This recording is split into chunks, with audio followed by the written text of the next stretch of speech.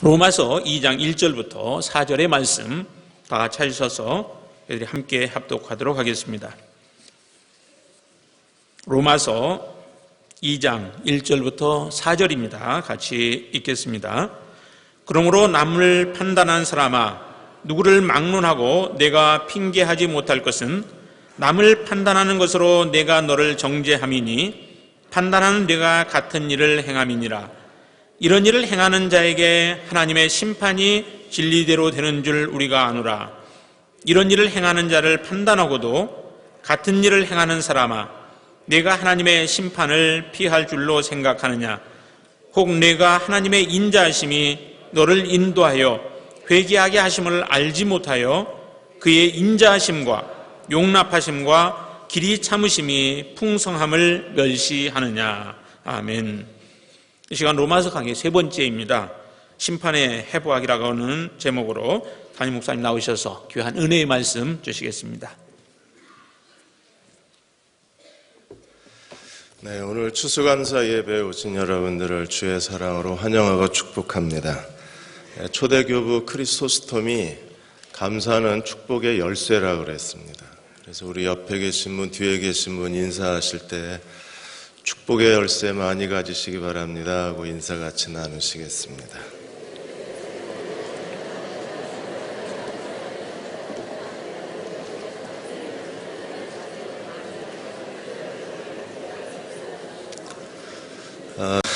성경의 추수감사절은 우리 가족들이 함께 즐거워할 뿐 아니라 가난한 사람 고아와 가부를 데려다가 즐거워하라고 그러셨습니다. 그래서 오늘 여러분들께 추수감사절 떡을 나눠드리고 그 떡 비용만큼 저희가 가난한 이웃들에게 주의 사랑을 나누기 위해서 이번에 전국 여전도회 연합회에서 탈북 청소년들 우리홈을 지금 3호를 지금 계획하고 있는데 한 1억 정도 예산을 갖고 계획을 한답니다. 그래서 저희가 떡값 정도의 비용을 우리 장로님들이 협의를 해 주셔서 우리홈 구입에 저희가 헌금하기로 했습니다.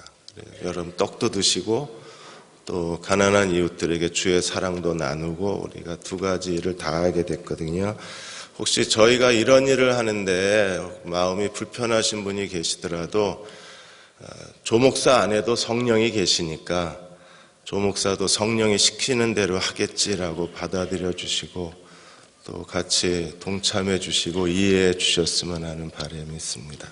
하나님께서 저희 하는 이 모든 일들을 비록 적은 일이지만 아주 사소한 실천이지만 하나님이 대흥교회를 축복하시고 또 여러분 한 사람 한 사람을 축복하시리라고 확신을 합니다. 오늘 로마서 2장 심판의 해부학, 지난주에는 죄의 해부학이었는데 오늘은 심판의 해부학이라는 제목으로 말씀을 함께 나누겠습니다. 종교사회학자 로버트 우스노우가 현대교회를 DIY 시대라고 규정을 했습니다. Do it yourself, 자기가 스스로 만드는 시대라고 그랬어요. 왜냐하면 그 기존의 신앙인들은 교회가 가르쳐주는 대로 교회가 지금까지 해왔던 오랜 전통대로 그들이 순종하고 교회 생활을 하고 주님을 따르기를 원했는데 최근에 와서는 이제 교회가 가르쳐주는 성경의 가르침이나 교회의 오랜 전통을 거부하고 자기가 믿고 싶은 대로 믿는 거예요. 그래서 DIY입니다.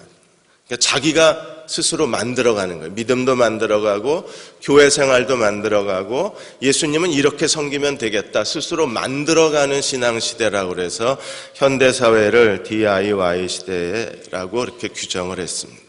예, 그렇게 사셔도 됩니다. 그런데 한 가지 주의하셔야 될 게 한 번 죽는 것은 사람에게 정하신 일이요 그 후에는 심판이 있다고 하셨어요.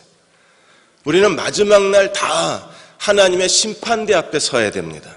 그때 하나님의 심판대 앞에서 나는 어떻게 대답해야 될 것인가를 두려워하고 하나님의 심판을 준비해야 되는 거예요. 우리는 죄에 대한 얘기를 많이 합니다. 그런데 성경이 죄에 대해서 뭐라고 얘기했는지 정확하게 알 필요가 있어요. 그래서 지난주에는 죄의 해부학에 대해서 함께 나누었습니다. 오늘은 하나님이 우리를 심판하시는데 하나님의 심판의 원리가 뭐고 하나님의 심판이 어떻게 작동되는가를 정확하게 알아야 우리가 하나님의 심판을 두려워하고 준비할 수가 있는 거예요. 성경은 우리에게 명령을 하셨습니다.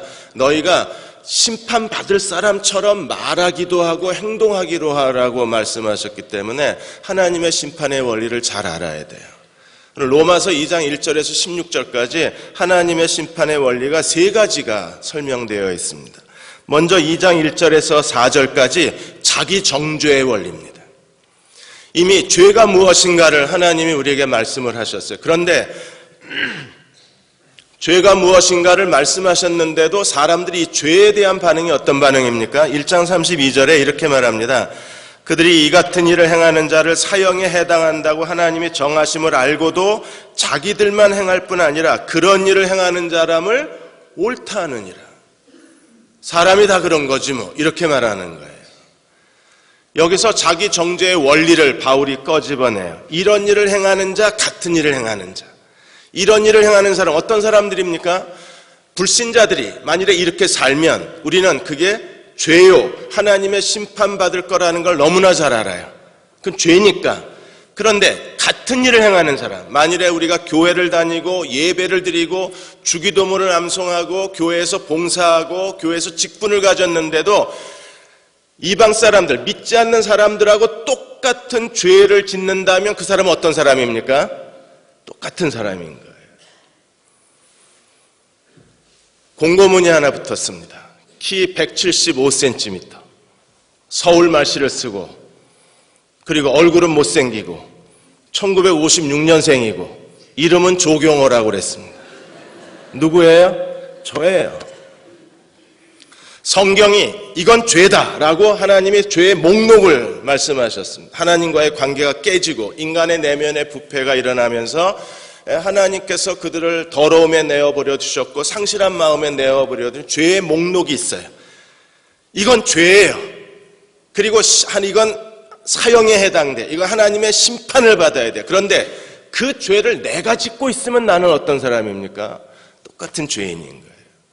어떤 목사님들이 어떤 일을 행할 때 우리가 그 목사님들을 정죄하고 비난합니다. 그런데 내가 똑같은 행동을 하면 내가 나를 정죄하는 거예요.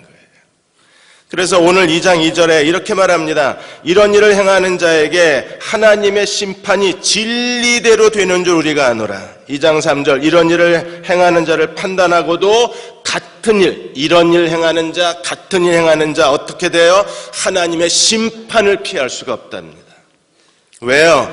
2장 1절에 남을 판단하는 사람아 누구를 막론하고 네가 핑계치 못할 것은 남을 판단하는 것으로 네가 너를 정죄함이니 판단하는 네가 같은 이 일을 행함이라. 그러므로 우리가 어떤 사람이냐, 교회의 신분이나 교회 다니고 있다, 예배를 드렸다, 20년 성수주의를 했다, 그런 것보다 더 중요한 게 내가 어떤 행동을 하는 사람이냐가 더 중요하다는 거예요. 프란츠 셰퍼 박사가 이탈리아에서 영국인 두 사업가를 만났는데 이분들이 무신론자였습니다. 근데 우연하게도 이 두 명의 사업가를 5분 간격으로 만난 거예요. 그리고 이 두 명의 사업가는 서로 잘 아는 사람이었습니다. 셰퍼 박사님이 첫 번째 사람을 만나서 얘기하는데 그는 이렇게 말합니다. 만일에 하나님이 살아계시다면, 셰퍼 박사가 하나님의 그 전도자라는 걸 알고 신학대 교수라는 걸 알고 만일 하나님이 살아계시다면 나 같은 사람을 하나님이 인정해 주셔야 된다는 거예요. 왜 그러냐 그랬더니 저기 저 사업가보다 저 사람 아주 못된 사람이라고, 온갖 불법적인 방법으로 사업을 하는 사람이라고, 그 사람보다는 내가 낫다는 거예요. 5분 뒤에 그 지적했던 그 사업가하고 프란츠 셰퍼가 다시 만나게 됐습니다. 그래서 그 사람하고 얘기를 했더니 아까 그 사업가하고 얘기하시던데 얘기 잘하셨냐고, 얘기 잘했다고. 그 친구랑 가까이 하시면 안 돼. 그 사람처럼 악한 사람이 없다는 거예요. 온갖 부도덕한 일은 다 한다는 겁니다. 나는 그 사람보다 훨씬 나은 사람이래요. 왜냐하면 자기 집안의 가족, 친척 중에 아주 아픈 사람들이 오랫동안 장기 요양 보호소에 있는데 나는 정기적으로 그 사람들을 가서 돌본다는 겁니다. 생활비를 자기가 다 댄다는 거예요. 그래서 아까 그 친구보다는 내가 훨씬 더 나은 사람이라고 했습니다. 셰퍼 박사가 그의 저서에서 이렇게 말합니다. 하나님이 없는 사람들과 대화를 나누면 항상 그들은 저 사람보다 내가 더 나은 사람이라고 말한다 그랬어요. 근데 만일에 우리가 하나님을 믿는다고 말하면서도 다른 사람을 비난하고 비판하면서 우리가 똑같은 행동을 한다면 내가 나를 정죄하는 거예요. 그들은 어떻게 됩니까? 하나님의 심판을 피할 수가 없다는 겁니다. 두 번째로 2장 5절에서 11절까지 보응의 원리가 있습니다. 자기 정죄의 원리가 하나님의 첫 번째 심판의 원리라면 두 번째 원리는 보응의 원리예요. 하나님은 어떤 분이세요? 우리가 행한 대로 갚으시는 분이십니다. 그래서 6절에 하나님께서 각 사람이 그 행한 대로 갚으신다는 거예요. 사람들이 어느 사이에 죄가 익숙해지면 뭐라 그러냐면 괜찮던데요 그래요. 한번 죄를 짓고 나서 두려웠어요. 괜찮아요. 그래서 같은 죄를 또 졌어요. 아무렇지도 않아요. 이제는요 죄가 점점점 습관이 되면서 우리는 이렇게 말합니다. 괜찮던데요 뭘. 하나님 징계 안 하시던데요. 하나님 심판하지 않으시더라고 얘기를 해요. 그리고 점점 더 부패한 삶으로 부도덕한 삶으로 우리가 빠져들어갑니다. 여러분 하나님이 왜 가만히 두실까요? 2장 4절에 뭐라 그랬어요? 하나님의 인자하심이 너를 인도하여 회개케 하심을 알지 못하느냐. 회개할 때를 기다리고 계시는 겁니다. 하나님은 인자로우시고 자비로우시고 노하기를 더디하시고 용서하기를 기뻐하시기 때문에 우리를 기다리고 계신 거예요. 그 인자하심과 길이 참으심의 풍성함을 네가 멸시하고 있다는 겁니다. 그들은 어떻게 삽니까? 2장 5절에 네 고집과 회개치 아니하는 마음을 따라 진노의 날 하나님의 심판의 날에 하나님이 임할 내게 임할 하나님의 진노를 점점 더 많이 쌓아놓고 산다는 겁니다.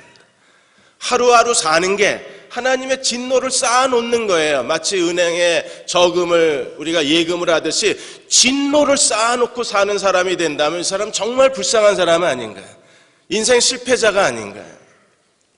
마지막 하나님의 심판의 날에 그의 인생이 부끄럽게 드러난다면 우리는 그보다 더 허무한 일은 없을 거예요. 지난주에 인생 마무리가 얼마나 중요한가를 보여주는 뉴스가 하나 터졌습니다.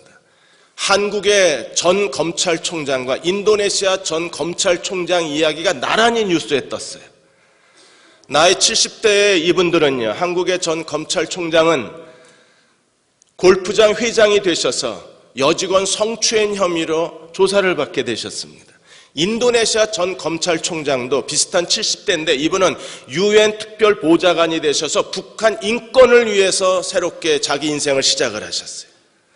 한 분은 수치스러운 일에 뉴스거리가 되시고 또 한 분은 정말 모든 사람들에게 존경받는 새로운 헌신의 뉴스거리가 되신 거예요.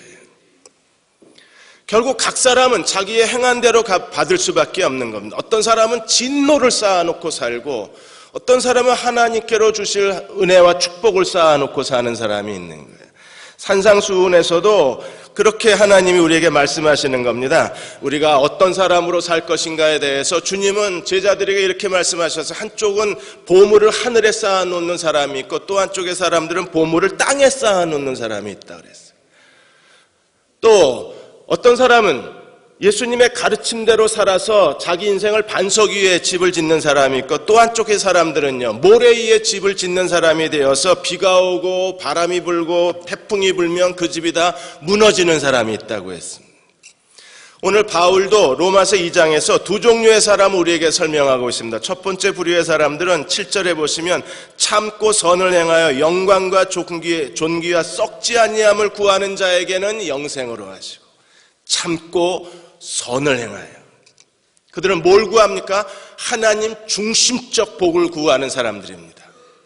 그들은 하나님의 영광을 구하는 사람들이에요. 영광이라는 게 뭐라고 그랬습니까? 추수감사절 기도회 때 저희가 이 영광에 대해서 함께 말씀을 나누었는데 영광은요 하나님의 은혜와 기적이 내 인생에 나타나는 거예요. 하나님이 나를 영광스럽게 하심으로 내가 하나님을 영광스럽게 하는 겁니다. 에스더서를 끝냈습니다. 에스더와 모르드게는 하나님이 영광스럽게 하신 사람들입니다. 그분들의 인생에 하나님의 능력이 나타나고 하나님의 기적이 나타나고 하나님의 섭리가 나타났어요. 느헤미야서를 우리가 끝냈습니다. 하나님이 느헤미야를 영광스럽게 하셔서 예루살렘 성벽을 재건축하시고 메시아의 길을 예비하게 하셨습니다.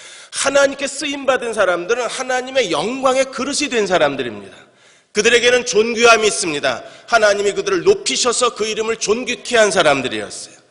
하나님이 모르드게를 지극히 높이시고 존귀케 하셔서 아하수에로 왕의 제2인자로 세워주셨습니다. 모든 백성들이 그를 사랑하고 모든 페르시아 국민들이 그를 존경했다고 성경은 기록하고 있습니다. 썩지 아니함은 뭔가요? 썩지 아니함은 하나님이 주시는 영원한 쇠하지 아니하는 하나님의 기쁨입니다. 그들은 이 땅에 살아가는 동안에 하나님과 동행하는 사람이 되고 하나님과 힘써 자기 인생을 건축하는 사람이 되어서 그들의 인생 속에 하나님이 영광과 존귀와 썩지 아니함으로 채워주시는 사람들이에요. 참고 선을 행하는 사람들의 결과는 뭡니까? 영생을 그들에게 주신다는 겁니다. 이런 하나의 거대한 길이 있습니다. 그리고 그 마지막에는 2장 10절에 보시면 선을 행하는 각 사람에게 영광과 존귀와 평강이 있으니 유대인에게요 또한 헬라인에게다. 하나님은 유대인이라고 해서 특혜를 봐주시는 게 아닙니다. 여러분들이 그리스도인이라고 해서 하나님이 마지막 심판의 날에 여러분들을 면제시켜 주시는 게 아니에요. 그래도 제가 평생 하나님을 예배했는데요. 상관이 없어요. 그것 때문에 여러분들이 다른 믿지 않는 사람하고 심판을 받는 데에서 하나님이 우리에게 특혜를 주시는 게 아닙니다. 저는 주기도문 암송할 줄 아는데요. 상관없어요. 성경을 5번 읽었는데요. 전혀 특혜가 없습니다. 왜? 유대인이든 헬라인이든 상관이 없는 거예요. 하나님은 사람을 외모로 취하지 않으세요. 중요한 건 내가 어떻게 사는 사람이냐. 선을 행하는 사람, 참고 선을 행하는 사람이라면 하나님이 내게 영광과 존귀와 썩지 아니함과 평강을 주시고 마지막은 영생으로 이끌어가 주실 것입니다. 또 한 부류의 사람들은 어떤 사람들인가요? 8절에 보시면 오늘 오직 당을 지어 진리를 따르지 아니하고 불의를 따르는 자들에게는 결국이 뭔가요? 진노와 분노가 있으리라. 당을 지어 파당한다는 게 아닙니다. 사람을 자꾸 이렇게 분열시킨다는 게 아니에요. 당을 짓는다는 것은 에이테이아, 그 말은요 이기적이라는 겁니다. 자기밖에 몰라요. 자기만 생각해요. 자기만 괜찮으면 다 괜찮은 사람이에요. 이렇게 극도의 이기적인 사람들은 어떻게 행동합니까? 오늘은 이 사람에게 갖다 붙고 내일은 저 사람에게 가서 붙습니다. 왜요? 이익에 따라서 인간관계가 자꾸 바뀌는 거예요. 오직 그 사람이 내게 도움이 될 때만 그 사람 옆에 있습니다. 더 이상 도움이 되지 않으면 차갑게 버립니다. 이런 당을 지어 진리를 좇지 않고 불의를 좇는 사람에게 온갖 부도덕한 일을 하고 자기 욕심과 교만과 자기 감정 내키는 대로 자기 하고 싶은 대로 자기가 원하는 대로 자기 인생을 만들어가는 사람들, 철저하게 자기 중심적인 삶을 살아가는 사람들, 그것 때문에 삶의 온갖 불의를 서슴지 않는 사람들, 결과가 뭡니까? 진노와 분노가 기다리고 있다는 거예요. 그래서 9절에 보시면 악을 행하는 각 사람의 영에는 환난과 공고가 있으리니 먼저는 유대인에게요 또 헬라인에게로. 교회를 다니냐 안 다니냐 이게 아무 상관이 없다는 거예요. 하나님은 사람을 외모로 취하지 않기 때문에. 교회에서 어떤 직분을 받았느냐 그것도 별 도움이 되질 않습니다. 우리가 하나님 앞에 선을 행하는 사람이냐 악을 행하는 사람이냐 이것만 중요한 거예요. 만일에 우리가 악을 행하는 사람이라면 우리는 곤고와 환난과 분노와 저주를 피할 수가 없는 거예요. 전에 한번 문봉주 전 대사님의 이야기를 들려드린 적이 있습니다. 새벽형 크리스찬이라는 책에서 그분이 자기 간증을 하셨어요. 1991년도 1월에 어느 주일날 문봉주 전 대사님이 그 전날 밤에 잔뜩 술이 취해서 골아 떨어졌다가 주일날 아침에 무거운 몸을 이끌고 아내와 더불어 주일 예배를 드리러 갑니다. 그때만 해도 이분은 주일날 가서 예배를 하나님께 드리는 것, 예배를 드리는 것 자체가 마치 보험과 같은 거였어요. 일주일에 한 번 가서 예배를 드리자.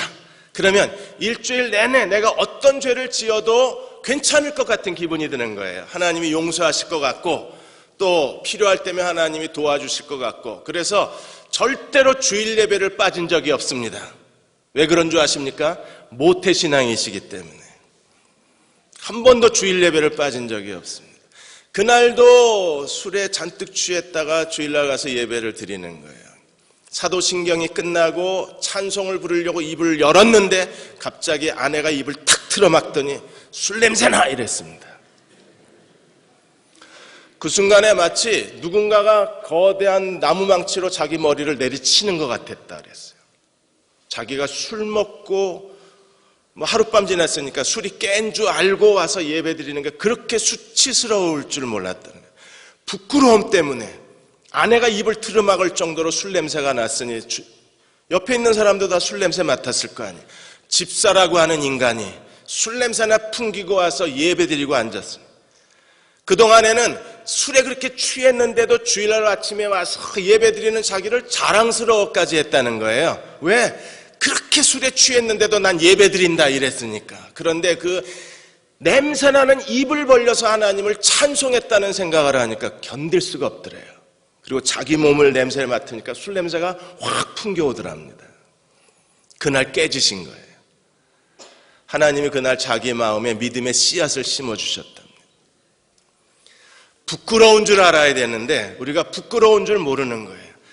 우리는 하나님을 예배하고 그리스도인이라고 말하면서도 여전히 우리 삶 속에서 선을 행하는 자가 아니라 악을 행하는 자로 살아간다면, 여전히 자기 이기심을 따라 살고 그리고 진리를 좇는 게 아니라 불의한 삶을 부끄러워하지 않고 산다면, 형식적으로 하나님을 예배하고 섬기지 우리 인간의 내면에 감추인 삶의 야망에 인생의 목적 자체가 나를 추구하고 나를 만족시켜주는 거라면 나는 어디에 속한 사람일까요? 사귀는 전도, 나누는 전도에서 리히튼 포드 목사님이 서부 아프리카 비전 트립을 하시다가 그 다카 공항에서 머물렀던 얘기를 실었습니다. 그 다카 공항에서 프랑스 선교사 한 분을 만난 거예요. 그래서 포드 목사님 일행하고 이 선교사님하고 이런저런 대화를 나누다가 어느 한 분이 이 선교사님에게 물었습니다. 그럼 선교사님 여기 오신 지 얼마나 되셨습니까? 10년째 됐습니다. 10년째 무슬림을 대상으로 해서 선교하고 있습니다. 또 한 사람이 물었습니다. 그러면 지금까지 구원시킨 사람이 몇 명입니까? 2명입니다. 그 순간에 또 다른 사람이 성급하게 질문했습니다. 그런데 왜 여기 계십니까? 10년 동안 겨우 2명을 구원해 놓고 너 여기 왜 있느냐 이 소리예요. 선교사님이 더 놀란 듯이 그 일행을 쳐다보고 이렇게 대답했습니다. 나는 하나님의 명령을 따라 여기에 왔습니다. 하나님이 떠나라고 하시기 전에 나는 떠날 수 없습니다. 나는 하나님이 주신 사명을 수행하고 있는 중입니다. 어떤 사람들입니까? 참고 선을 행하는 사람들, 자기 인생에 하나님의 뜻이 뭔가를 알고 자기 인생에 자기가 무엇을 성취해야 되는가를 알고 하나님의 부르심을 따라 자기 인생에 하나님이 주시는 목적을 따라서 인내로 그것을 끊임없이 추구해가는 사람들, 자기 인생에 하나님의 소명을 따라 순종하며 나아가는 사람들, 하나님이 그들에게는 칭찬과 영광과 존귀를 더하시고 영생으로 갚아주신다고 약속을 해주셨습니다. 우리는 어디에 속한 사람일까요? 마지막으로 세 번째 12절에서 16절까지 보시면 율법에 대한 심판의 기준을 설명하고 있습니다. 율법이 있는 유대인, 율법이 없는 이방인, 하나님의 심판이 다를 거라고 생각합니다. 왜? 유대인들은 율법이 있고 이방인들은 율법이 없으니까. 교회 다니는 사람과 교회 안 다니는 사람의 심판의 기준이 다를까요? 같을까요? 율법을 가진 사람하고 율법이 없는 사람하고 심판의 원리가 같을까요? 다를까요? 바울은 이렇게 증언합니다. 오늘 12절에 율법 없이 범죄한 사람은 율법 없이 망하고 율법을 가지고 범죄한 사람은 율법으로 말미암아 심판을 받으리라. 결국에 죄를 지으면 율법이 있거나 율법이 없거나 다 심판받는다는 겁니다. 율법 없이 범죄하면 율법 없이 망하고 율법을 가지고 범죄하면 율법 때문에 망한다는 거예요. 우리는 율법을 가졌다는 것에 대해서 굉장히 자랑스러워합니다. 그게 마치 무슨 부적처럼 나를 지켜줄 것처럼 생각이 돼요. 그래서 지금까지 열심히 교회도 다니고 예배도 드리고 헌금도 하고 봉사도 하고 이것저것도 하는 겁니다. 그게 혹시 나를 안전하게 지켜줄 수 있을까 해서. 그런데 하나님 말씀하시기를 우리가 어떤 종교적, 어떤 형식적 행동을 하느냐보다 더 중요한 것이 우리의 내면의 삶이라고 말씀을 하시는 거예요. 이제는 유대인들이 마지막 의지하고 있는 것마저도 하나님이 그 손에서 뺏어버린 거예요. 우린 율법을 가졌다. 그게 대단한 프라이드였었는데, 자랑이었었는데 하나님이 유대인의 손에서 율법마저도 뺏어버린 거예요. 그 유대인들은 어떻게 하나님의 심판을 받을까요? 13절에 보시면 하나님 앞에서는 율법을 듣는 자가 의인이 아니요 누가 의인이에요? 율법을 행하는 자라야 의롭다 하심을 받는다. 그런데 불행하게도 율법을 다 순종할 사람이 아무도 없는 겁니다. 유대인들은요 열심히 하나님 말씀을 들었습니다. 그들은 이마에 메고 손목에 메고 문설주에 하나님 말씀을 써붙이고 토라를 통째로 암송하고, 그들은 안식일마다 성경을 읽고 그리고 하나님 말씀을 들었습니다. 오늘 우리랑 똑같잖아요. 오늘 우리도 부지런히 온 힘을 다해서 좋은 목사님 설교 다 찾아다 듣고 또 듣습니다. 일주일 내내 하나님 말씀을 듣습니다. 유명한 설교자의 모든 설교를 우리가 다 듣고 있습니다. 그런데 듣는 자가 의인이 아니요 누가 의인이에요? 하나님 말씀을 실천하는 사람이 의인이랍니다. 우리가 하나님 말씀을 듣는 즐거움, 듣는 쾌락에, 그게 우리를 착각시키는 거예요. 우리를 자꾸 속이는 거예요. 하나님 말씀을 들어야 합니다. 좋은 목사님의 설교 반복해서 우리가 계속 들어야 합니다. 그러나 그것 때문에 우리가 의로워지지는 않는다는 거예요. 우리 하나님 말씀을 실천할 줄 아는 종들이 돼야 합니다. 그럼 율법이 없는 이방인들은 어떻게 심판을 받는가? 14절 15절에 율법이 없는 이방인에 대한 심판의 원리에 대해서 설명을 합니다. 율법이 없는 이방인들이 본성으로 율법의 일을 행할 때에는 이 사람이 율법이 없어도 자기가 자기에게 율법이 되나니. 여러분, 내가 나에게 율법이 된대요. 이스라엘 백성들은 하나님이 직접 손으로 써주신 십계명 돌판을 갖고 있었습니다. 이게 유대인들이 얼마나 특권의식이었는지 몰라. 이걸 얼마나 소중하게 생각했는지 모릅니다. 그런데 하나님이 지금 말씀하시기를 너희에게만 율법이 있는 게 아니라 이방인에게도 율법이 있다는 거예요. 자기가 자기에게 율법이 된다는 겁니다. 정말이요? 여러분, 전 세계 어느 나라, 어느 민족, 어떤 원주민들도, 어떤 미개인들도 도둑질한 건 다 죄입니다. 그들은 도둑질하지 말라 십계명을 모르고 있어요. 그런데도 전 세계 어디를 가든지 도둑질은 다 죄입니다. 자기가 자기에게 율법이 되는 거예요. 심지어 무슬림 지역에서는 도둑질하면 손목을 잘라버립니다. 전 세계 어느 민족, 어느 시대, 어느 족속에 찾아가든지 아프리카 저 원주민들에게 찾아가든지 콜라병을 보지도 못했던 그런 사람을 찾아가도 그들에게는요 거짓말은 죄입니다. 심지어 전 세계 어느 민족에 가든지 부모를 거역하는 자를 표창 주는 나라는 없습니다. 부모를 함부로 대하는데 잘했다고 상급 주는 나라는 없습니다. 싱가포르 같은 경우에는 효도법이라는 게 있어서 부모를 제대로 잘 섬기지 않으면 부모가 고발하면 그대로 경찰이 와서 체포해버립니다. 전 세계 어디를 가도 한 사람이 두 신을 섬기면 저주받는다는 걸 모든 사람이 다 알아요. 자기가 자기에게 율법이 되는 겁니다. 그래서 15절에 뭐라고 말했습니까? 이런 사람은 그 양심이 증거가 되어 그 생각들이 서로 혹은 고발하여 혹은 변명하여 그 마음에 율법의 행위를 나타내고 있다 그랬습니다. 미국의 롱비치에서 생긴 일입니다. 어느 한 남녀가 멋진 차를 몰고 와서 길거리에 푸드트럭 앞에 섰어요. 그 푸드트럭에서는 튀긴 치킨을 팔고 있었습니다. 그래서 사람들이 많아서 기다리고 있다가 치킨 한 상자를 사가지고 이 차가 사라졌습니다. 근데 한참 있다가 이 차가 다시 나타났어요. 그리고 치킨 상자를 들고 와서 주인에게 내밉니다. 주인은 깜짝 놀라서 뭐가 잘못됐냐 그랬더니 이거 당신 돈 상자라고. 이 사람이 치킨을 팔고 돈을 받으면 옆에 치킨 상자에다가 돈을 넣어놨다가 너무 바쁘게 사람들에게 상자를 주다 보니까 자기 돈 상자를 이 사람에게 준 거예요. 주인이 얼마나 고마웠겠습니까? 그래서 당신 같은 사람은 신문사에 알려야 된다. 이름이 뭐냐, 전화번호가 뭐냐, 당신이 뭐 하는 사람이냐 이렇게 물었더니 이 남자가 절대 알리면 안 된대요. 왜 알리면 안 되냐? 저 차에 있는 여자가 내 아내가 아니래요. 본능적으로 합니다. 이건 성경을 몰라도 자기가 뭘 잘못하고 있다는 걸 아는 거예요.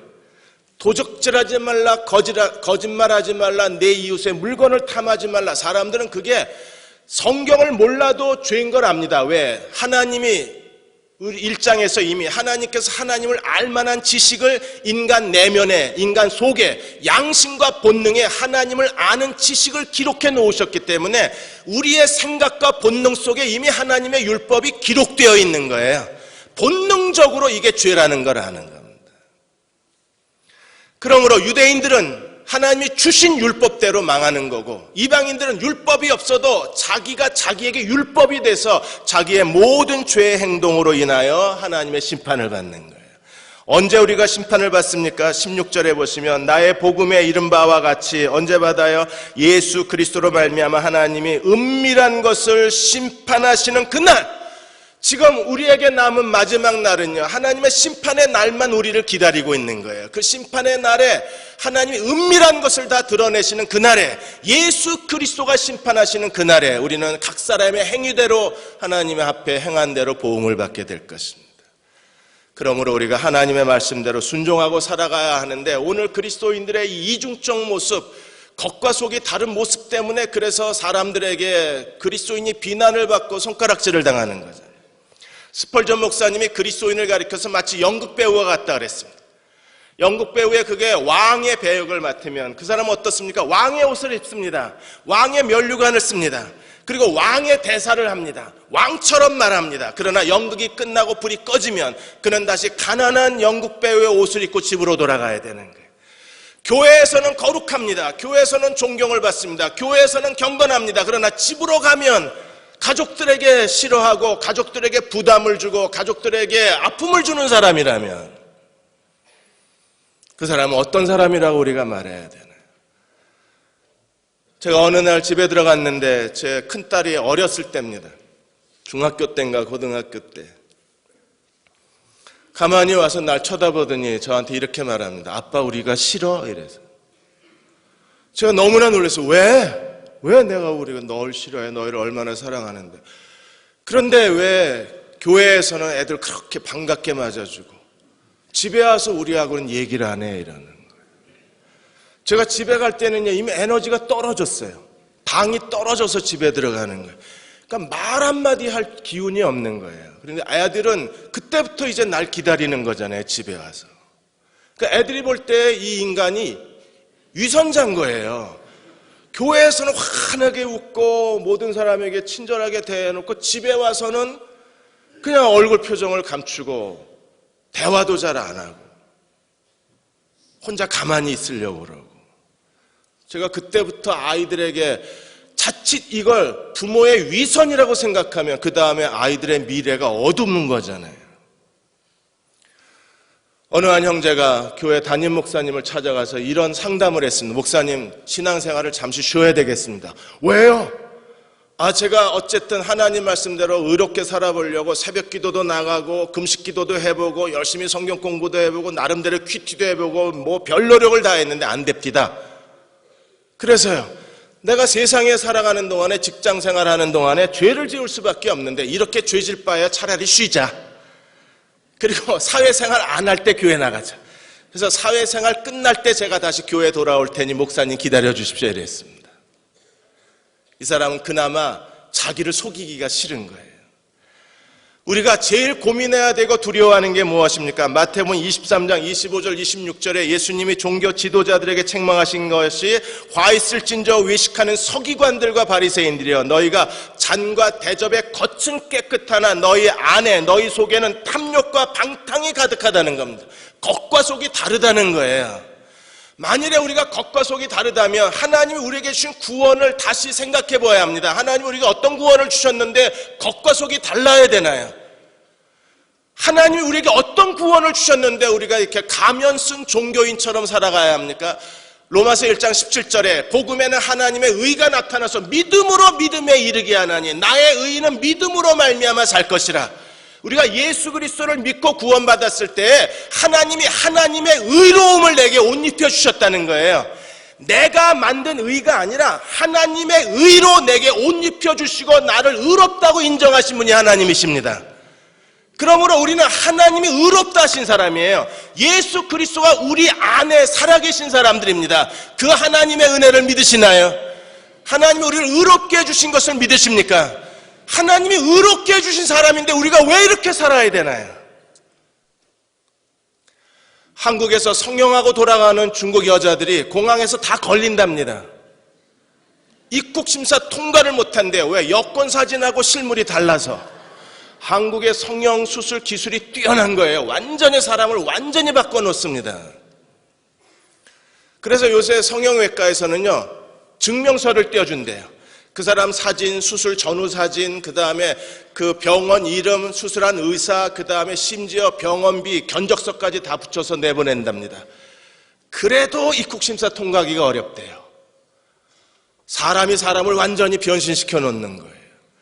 여러분, 하나님의 의가 우리를 의롭게 하셨고 예수 그리스도가 우리 안에 계신데 우리가 여전히 겉다르고 속다른 사람이 된다면, 종교적 형식과 행동은 있는데 그 안에 있는 사람이 전혀 달라지지 않았다면, 우리를 통해서 예수 그리스도가 세상에 보여주지 못한다면 우리는 어떤 사람인가요?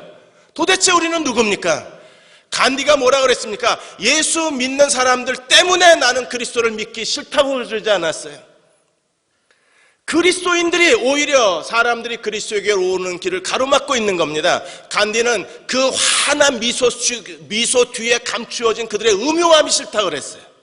겉으로는 웃고 속으로는 여전히 자기 이익만 계산하는 사람들의 이중성 때문에 자기는 교회 나가고 싶지 않다고 대답을 한 겁니다. 우리 안에 우리의 얼굴 표정과 삶을 통해서 예수 그리스도의 영광이 드러나야 하고 예수 그리스도의 빛이 보여줘야 합니다. 요한일서 1장 7절에 주님께서 빛이라고 선언하시면서 너희가 빛 가운데로 걸어가면 빛 가운데로 행하게 되면 빛의 자녀가 될 수 있다고 말씀하지 않으셨어요? 그리스도가 빛이시기 때문에 우리가 빛 가운데로 행해야 합니다. 우리의 말과 행실과 삶 전체를 통해서 얼굴 표정과 사람을 대하는 태도에서 거룩한 그리스도의 빛이 비춰야 되는 거예요. 일본에 여학교를 세우신 한 선교사님에게 일본 한 그 여성이 자기 딸을 데리고 와서 방문을 했습니다. 그 딸을 데리고 학교를 방문하고 이 일본 여자가 굉장히 놀랐어요. 왜냐하면 너무나 아름답고 아이들이 빛나 보였습니다. 그래서 선교사님을 만나면서 일본 여성이 이렇게 말했습니다. 이 학교는 예쁜 여자만 뽑냐? 아니라고. 모든 학생이 다 이 학교 입학할 수 있다. 그런데 내가 보니까 여기 학생들은 너무 이쁘다. 너무 아름답다.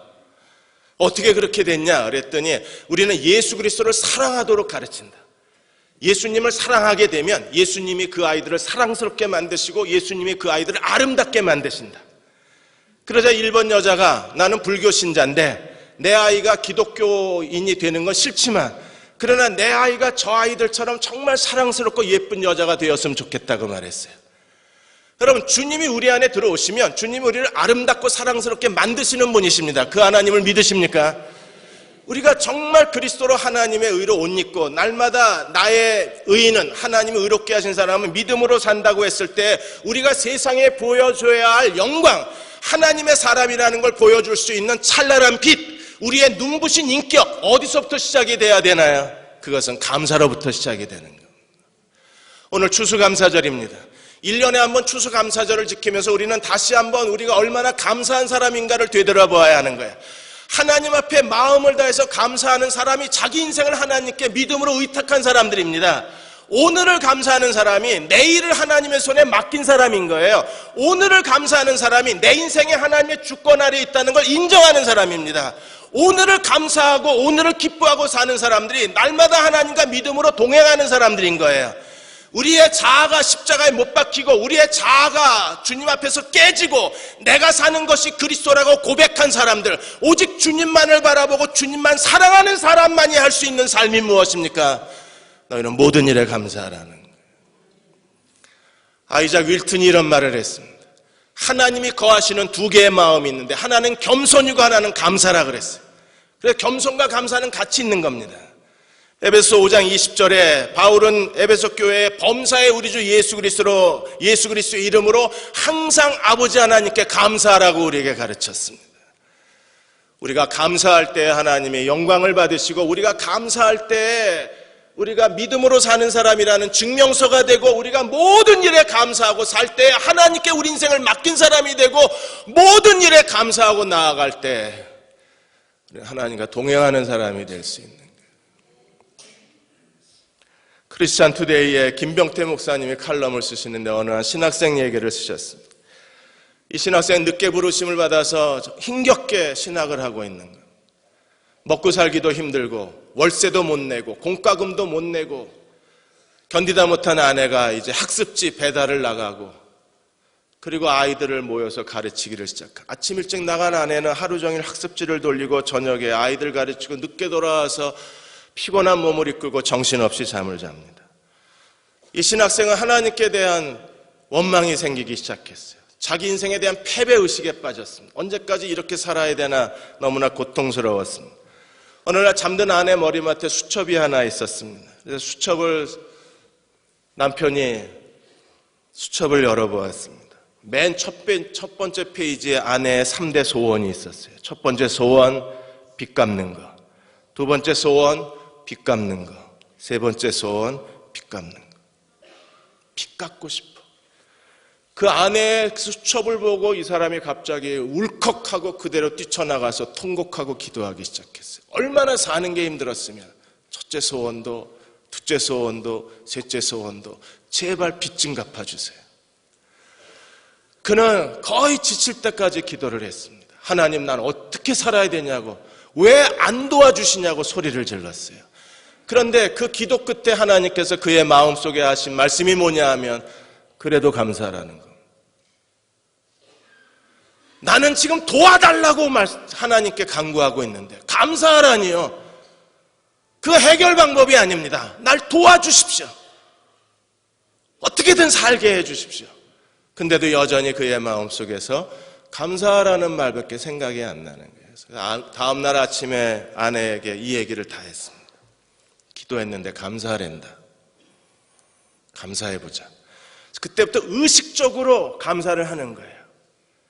감사를 잊어버릴까봐 또 두려워서 거울에도 감사라고 써붙이고 현관문에도 감사라고 써붙이고, 일부러 억지로 형식적으로 의식적으로 하루에 수백 번씩 감사를 하는 겁니다. 아무 일도 안 일어나요.